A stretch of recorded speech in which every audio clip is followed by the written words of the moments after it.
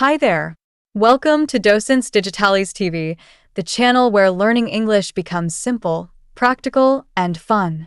Today, we're diving into the world of synonyms and antonyms to master word variations and expand your vocabulary. Learning synonyms and antonyms is one of the best ways to make your English more dynamic, expressive, and precise.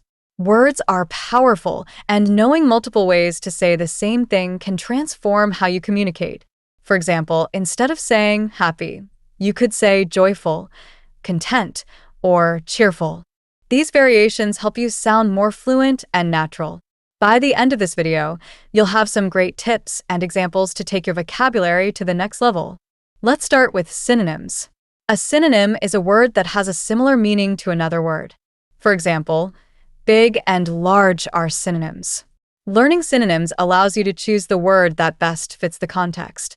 For instance, while big might work for casual speech, enormous could make your description more vivid and detailed. Now, let's look at antonyms. An antonym is a word that has the opposite meaning. For example, the antonym of big is small, and the antonym of happy is sad. Knowing antonyms helps you express contrasts and add variety to your language. Here's how you can practice synonyms and antonyms to improve your English. First, start with common words.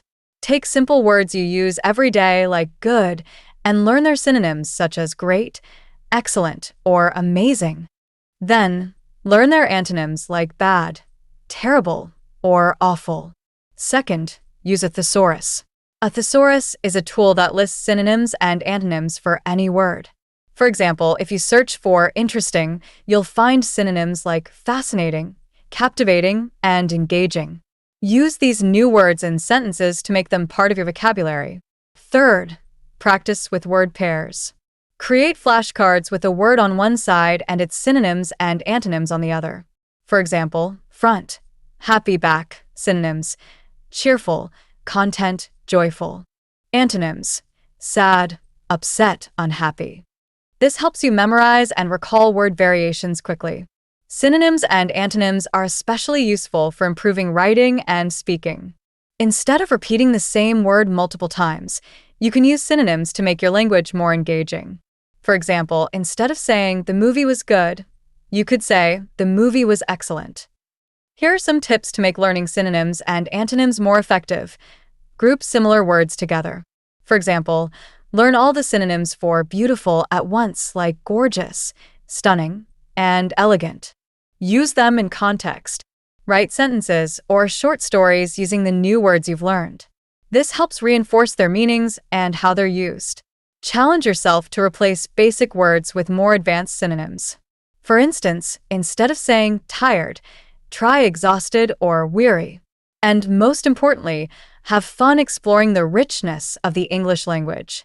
The more you experiment with synonyms and antonyms, the more confident and creative you'll become. If this video has been helpful, we'd love your support. Give it a like, share it with your friends, and subscribe to Docentes Digitales TV for more practical and inspiring English lessons like this one. By subscribing, you'll never miss a chance to turn simple exercises into powerful tools for mastering English. Thanks for watching, and we'll see you in the next video.